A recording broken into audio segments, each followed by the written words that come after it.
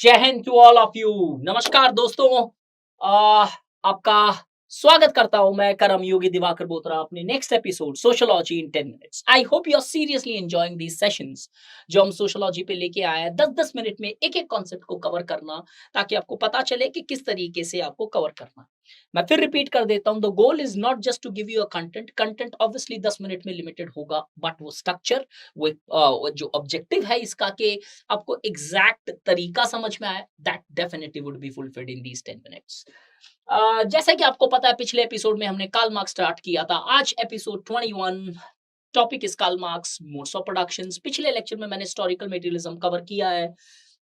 Chapter 4, thinkers, sociological thinkers and paper 1 of sociology UPSC civil services mains.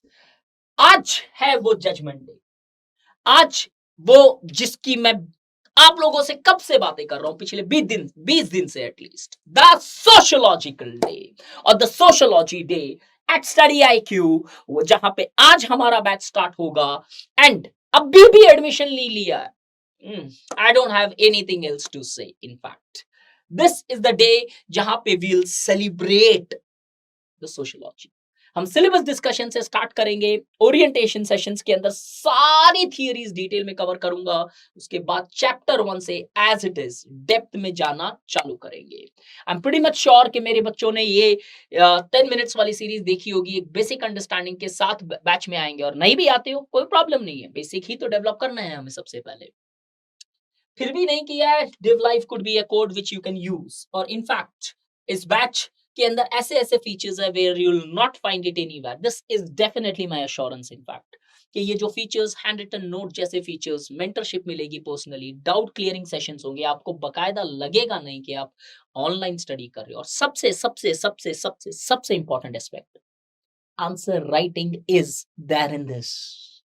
Answer writing जो sociology का base होता है, जैसे Karl Marx ने बोला इकोनॉमिक्स, वैसे सोशियोलॉजी को स्कोर करने का बेस होता है what you called as your answer writing practice, analysis. और ये दोनों आपकी क्लास में किए जाएंगे, और साथ ही साथ में वीकली टेस्ट होंगे, उनके डिटेल में विस्तार में डिस्कशंस होंगे, जहां पे उसके होली पीडीएफ्स भी आपको मिलेंगे स्टैंडर्ड आंसर्स के इंट्रो, बॉडी, कंक्लूजन फॉर्मेट्स के अंदर। तो चलिए, without discussing further, let's start with the batch. आज का टॉपिक है मोड्स ऑफ प्रोडक्शंस। बैकग्राउंड थोड़ा सा बता देता हूं कि कल भी हमने कुछ डिस्कस किया था। कार्ल मार्क्स सीधा सीधा मानते हैं कि फ्यूयरबाख और हेगल से अंडरस्टैंडिंग बोरो करके कि materialistic aspect is very important aspect which largely determines the social change और the character of a society. कि फ्यूडल है, कैपिटलिस्टिक है, सोशलिस्ट है, इगैलिटेरियन है, सारे के सारे इकोनॉमिक्स के बेसिस पे डिटरमाइन किए जाते हैं। सोसाइटी को दो पहलू में उन्होंने डिवाइड किया, superstructure and infrastructure. Base superstructure model जिसे आप बोलते हो। The base changes, the superstructure changes, and this base consists of modes of productions. This modes of production consist of FOP and ROP. FOP refers to technology, ROP refers to the relationship which one maintains with the other people such as owners and the co-workers at the sphere of production. तो इन ROP पे हर relationship नहीं आएगी जो आप घर में कर रहे हो, फॉर दैट मैटर इकोनॉमिक्स से रिलेटेड जिससे आप संबंध मेंटेन करते हो वो आरओपी में आता है। Very important point. इसके बेसिस में ये बोलते हैं डायलेक्टिक्स इनके बीच में जब एग्जिस्ट करता है तो ये चेंज होता है, ये चेंज होता है तो ये ऊपर वाला पार्ट भी चेंज हो जाता है। इसके बेसिस पे वो बोलता है कि 5 तरीके से हिस्ट्री चेंज हुई, क्योंकि ये एफओपी आरओपी चेंज होता गया, कॉन्ट्रडिक्शंस आता गया और हिस्ट्री चेंज होती चली गई। अब देखें तो एसेंस क्या है। एफओपी और आरओपी का सबसे इंपॉर्टेंट एसेंस होता है एमओपी में। जैसे आप हिस्टोरिकल मटेरियल में स्ट्रांगली डायलेक्टिक्स के ऊपर एम्फसाइज करते हो, वैसे ही एमओपी में इसके कॉन्ट्रडिक्शंस को आपको तवज्जो देना है, इसको ज्यादा इंपॉर्टेंस देनी है आपके आंसर्स के अंदर जब आप इसे अटेम्प्ट कर रहे हो। रिलेशनशिप होती क्या है इसके अंदर, ये बोलते हैं एफओपी चेंज होगी तो रिलेशनशिप ऑफ प्रोडक्शन चेंज होगी। ये बहुत इंपॉर्टेंट एस्पेक्ट है। क्यों? प्रिमिटिव कम्युनिज्म तो इगैलिटेरियन था, इसके बाद में जब एंशिएंट मोड्स ऑफ प्रोडक्शन आता है और यहां से लेके कैपिटलिस्टिक मोड्स ऑफ प्रोडक्शन में हमेशा पहले टेक्नोलॉजी चेंज होती है, एफओपी चेंज होता है और उसके बेसिस पे रिलेशनशिप ऑफ प्रोडक्शन चेंज होती है, तो सोसाइटी चेंज होती है। बट होगा क्या इस कैपिटलिस्टिक मोड्स ऑफ प्रोडक्शन में? होगा ये कि टेक्नोलॉजी जो है हाईएस्ट लेवल तक डेवलप हो चुकी है। तो सीएमओपी से जब कम्युनिज्म पे आप आओगे तो यहाँ पे टेक्नोलॉजी एफओपी पहले चेंज नहीं होगी, आरओपी पहले चेंज होगी, क्योंकि टेक्नोलॉजी दोनों लेवल पे सिमिलर रहेगी, सिर्फ ग्रेजुअल चेंजेस होगी टेक्नोलॉजी में। रिलेशनशिप चेंज होगी। वो रिलेशनशिप कैसे चेंज होगी? आपने एक वर्ड सुना होगा, ट्रू क्लास कॉन्शियसनेस। तो देखें इन दोनों के बीच में क्या चेंजेस आती है। प्रिमिटिव कम्युनिज्म, थोड़ा सा बेस देख लेते हैं। इगैलिटेरियन सोसाइटी थी जहां पे कम्युनिटेरियन ओनरशिप हुआ करता था, टेक्नोलॉजिकल मोड्स ऑफ प्रोडक्शन हुआ करता था, where technology was considered as an extension of hand. On the other hand ancient modes of production में अगर हम जाएं तो यहाँ पे फर्स्ट टाइम क्लासेस डेवलप होना स्टार्ट होती है। Ancient primitive modes of production के बेसिस पे धीरे धीरे जब वो मैच्योर होता है तो प्राइवेट वेल्थ आने लगती है, सरप्लस जनरेट होने लगता है, प्राइवेट वेल्थ आने लगती है और धीरे धीरे सोसाइटी इनइक्वालिटी फेज पे आ जाती है। Egalitarian society to society based on inequalities. और ये कैसे बना? On the basis of private wealth. इस प्राइवेट वेल्थ के बेसिस पे जिसके पास वेल्थ थी वो बन गए हैव्स, और जिसके पास वेल्थ नहीं थी वो बन गए हैव नॉट्स। वो हैव और हैव नॉट्स कौन है? ये स्लेव्स है हैव नॉट्स और ये मास्टर्स है हैव्स। ऐसे ही सोसाइटी और आगे बढ़ती है, धीरे धीरे इसी स्लेव्स की प्रोडक्टिविटी कम होती जाती है, और प्रोडक्टिविटी कम होती जाती है तो मास्टर का अल्टीमेट गोल होता है in order to largely gain more surplus value. When you become aged, slaves were not allowed to reproduce. उनके फिजिकल और सोशल मूवमेंट्स के ऊपर रेस्ट्रिक्शंस थे, तो स्लेव जब रिप्रोड्यूस नहीं कर पा रहे थे, और दूसरी तरफ टेक्नोलॉजी धीरे धीरे डेवलप होती चलेगी, लैंड आने लगा ऑल्टरनेटिव। जब मुझे एक तरफ ऑल्टरनेटिव दिखने लगा और एक तरफ मेरी गिरती हुई प्रोडक्टिविटी दिखने लगी, परेशान करने लगी, तो हैव्स ने अब सोचा कि why don't let's liberate the slaves and let's go towards land. तो उन्होंने मोड्स ऑफ प्रोडक्शन चेंज कर दिया कि हैव्स सीधे सीधे इधर आ गए। अब इधर इस दिक्कत में क्या आता है? 99% जो लेक्चर देख रहे हैं या फिर एटलीस्ट 70% टीचर जब ये पढ़ाते हैं, unfortunately I am not branding anyone, but normally मैंने ये देखा है, किताबों में लिखा हुआ देखा है। एक बहुत फेमस किताब है यूपीएससी की, जो नॉर्मली गाइड के तौर पे पढ़ते हो, वहां जाके चेक करना कितना बड़ा कॉन्सेप्चुअल मिस्टेक है मार्क्स के ऊपर। यहाँ पे लिखा हुआ रहता है कि स्लेव धीरे धीरे रेबल कर देते हैं। एक बात बताओ दोस्त, स्लेव के पास में कॉन्शियसनेस ही नहीं थी। अगर वो कॉन्शियसनेस ही नहीं थी तो रेबल कैसे करेंगे? मार्क्स क्या बोलते हैं? कैपिटलिस्टिक मोड्स ऑफ प्रोडक्शन में ट्रू क्लास कॉन्शियसनेस आती है। अब किसी किताब में अगर तुम्हें स्लेव्स रेबल लिख दे और बोले कि फिर उसके कारण एफएमओपी आ गया, तो भैया एक छोटा सा सवाल पूछना उनसे कि अगर इधर स्लेव्स में कॉन्शियसनेस है और सपोज मान लो ये रेबल कर जाते हैं, तो वो सीधा सीधा एफएमओपी पे क्यों आएंगे? वो आगे ही बढ़ सकते थे। इनफैक्ट मतलब यहीं पे यही इगैलिटेरियन सोसाइटी बन जाती है, कॉन्ट्रडिक्शन यहीं पे खत्म हो जाते। मार्क्स को मार्क्स के नजरिए से पढ़ो। हैना आर्डेंट बोलती है कि in the Galaxy of Marxism marks own thought has become redundant. हम मार्क्स नहीं पढ़ते हैं नॉर्मली, मार्क्स का इंटरप्रिटेशन पढ़ते हैं, क्योंकि 36 तो डेफिनेशन है सोशलिज्म की इनफैक्ट। तो please make sure conceptual clarity रखो। तो स्लेव्स एज्ड होने लगे, दूसरी तरफ ऑल्टरनेटिव आने लगा, तो जो हैव्स थे, दैट इज मास्टर्स, वो कॉन्शियस थे, उनको पता था कि वो एक क्लास है, और इनके बेसिस पे धीरे धीरे कुछ स्लेव्स कुछ मास्टर्स ने लैंड की तरफ मुख मोड़ लिया। और जब लैंड की तरफ जो मास्टर्स गए, उनकी प्रोडक्टिविटी बढ़ने लगी, तो बाकी मास्टर्स भी माइनॉरिटी रेवोल्यूशन के थ्रू लैंड पे आ जाते हैं एंड द अप्रोच चेंजेस। तो इसीलिए इधर वर्ड यूज किया जाता है माइनॉरिटी रेवोल्यूशन, जो कार्ल मार्क्स बोलते हैं।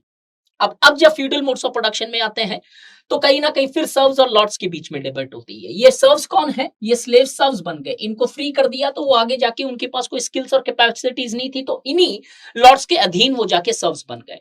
अब धीरे धीरे सोसाइटी और आगे बढ़ती है, टेक्नोलॉजिकल डेवलपमेंट होता है और लैंड की प्रोडक्टिविटी कम होने लगती है। अब जब लैंड की प्रोडक्टिविटी कम हो रही है और दूसरी तरफ मुझे टेक्नोलॉजी दिख रहा है, तो गुड़गांव में क्या हुआ? लोगों ने लैंड बेच के टेक्नोलॉजी इंडस्ट्री स्टार्ट कर दी डेवलप करना। वैसे ही ठीक उसी तरीके से लॉर्ड्स भी यहाँ पे चेंज करके बूर्जुआज बन जाते हैं और फोर्सेस ऑफ प्रोडक्शन चेंज हो जाता है। और मार्क्स ने क्या बोला? एफओपी चेंज होगी तो आरओपी चेंज होगी, और यही सर्व्स फिर आगे जाके प्रोलेटेरिएट्स बन जाते हैं। लेकिन यहां तक जो रेवोल्यूशन आई, माइनॉरिटी रेवोल्यूशन से आई। ये माइनॉरिटी रेवोल्यूशन का मतलब ये है कि haves were not conscious about their exploitations. उन्हें पता ही नहीं चल पा रहा था एक्सप्लॉयटेशंस के लिए। स्लेव्स को सेपरेट रखा जाता था, बंदिश बना के रखा जाता था, इनफैक्ट जू एग्जिबिट थे, जेलों में रखा जाता था, और सर्व्स के अंदर अलग अलग लैंड पे काम कर रहे थे, तो उन्हें लग रहा था शायद उन्हीं का सर्कमस्टेंसेस खराब है, दूसरों के नहीं है। लेकिन जब कैपिटलिस्टिक मोड्स ऑफ प्रोडक्शन में आए, तो घर से प्रोडक्शन शिफ्ट हो गया फैक्ट्रीज में। लोग फैक्ट्री में जाके सुबह उठ के काम करने लगे। जब सारे वर्कर्स एक साथ काम करने लगे, सोशल वर्किंग कंडीशंस डेवलप हुए। तो इस सोशल वर्किंग कंडीशंस के बेसिस पे हुआ ये कि अब इनके अंदर धीरे धीरे कॉन्शियसनेस आने लगती है। बट सिर्फ सोशल वर्किंग कंडीशंस नहीं, कैपिटलिज्म के अंदर एलिनेशन जैसा कॉन्सेप्ट भी मार्क्स डिस्कस करते हैं। और इन सारों चीजों के चलते ट्रू क्लास कॉन्शियसनेस आई, और इस ट्रू क्लास कॉन्शियसनेस के चलते ये हैव नॉट जो है प्रोलिटेरिएट अब क्लास बन जाते हैं, और जाके सीधा प्रोलिटेरिएट रेवोल्यूशन करते हैं आगे जाके, जो होने वाली है मार्क्स के हिसाब से, और सोसाइटी बन जाएगी सोशलिज्म। सोशलिज्म में डिस्ट्रीब्यूट कर दिया जाएगा सबको वेल्थ, और उसके बाद सोसाइटी बन जाएगी completely egalitarian, going back to the past. ये है थियरी मोड्स ऑफ प्रोडक्शन की, कि एक एक मोड्स ऑफ प्रोडक्शन में क्लास कौन कौन सी है, एफओपी क्या है, आरओपी क्या है, और किस तरीके से कॉन्ट्रडिक्शंस चले इनफैक्ट। तो एंशिएंट मोड्स ऑफ प्रोडक्शन में स्लेव्स थे। अब इसको विस्तार में बता देता हूं। ये जो 5 मिनट में आपने देखा है, थोड़ा फास्ट जरूर है, 5 बार सुनना इसको और नोट करके रख लेना, ताकि आपका कोई भी एक पॉइंट भी, माइक्रोन भी आपका कॉन्सेप्चुअल मिस्टेक्स नहीं होगा उसमें। स्लेव से लैंड की तरफ आ जाता है। फोर्सेस ऑफ प्रोडक्शन, यहाँ पे स्लेव्स हुआ करते थे, ह्यूमंस।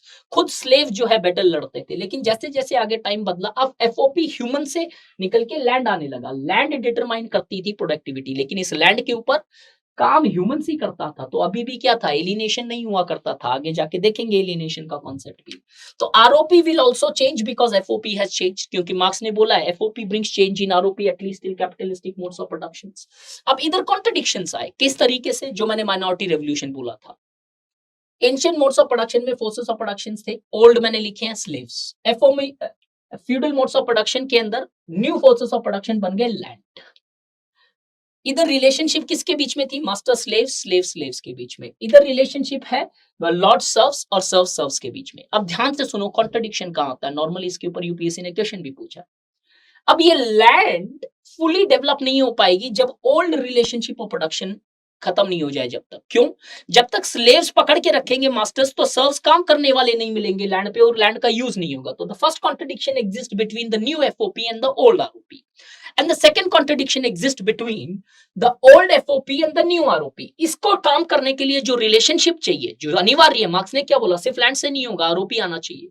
ये जो रिलेशनशिप चाहिए, ये रिलेशनशिप तब तक डेवलप नहीं होगी जब तक ये वाला प्रोडक्शन फोर्सेस ऑफ प्रोडक्शन हट नहीं जाएगा। क्योंकि जब तक स्लेव्स फोर्सेस ऑफ प्रोडक्शन रहेगा, वो कहीं ना कहीं नई रिलेशनशिप डेवलप ही नहीं होने देगा।